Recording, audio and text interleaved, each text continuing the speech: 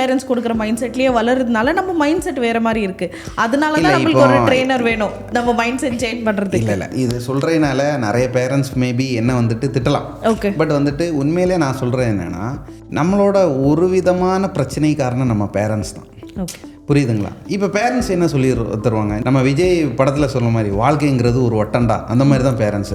நல்ல படி, நல்லா வேலைக்கு போ, நல்லா சம்பாதி, நல்ல பொண்ணை பார்த்து கல்யாணம் பண்ணு, நல்ல ஒரு வீடு கட்டு, அதுக்கடையில் உனக்கு குழந்தை வந்துடும். அப்புறம் நீங்கள் என்ன பண்ணுவீங்க, எவல்யூஷன் மாதிரி உங்கள் குழந்தைகிட்ட என்ன சொல்லுவீங்க, நல்லா படி, நல்லா வேலைக்கு போ.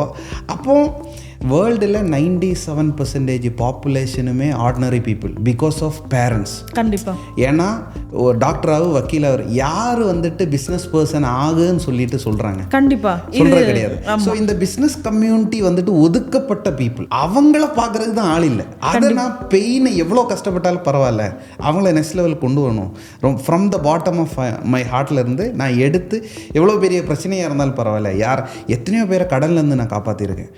கடன் எடுக்காங்க, லோன் எடுக்காங்க, பிஸ்னஸ் வந்துட்டு சீரியஸாக பண்ணுங்க, ப்ராஃபிட்டுக்காக பண்ணுங்க.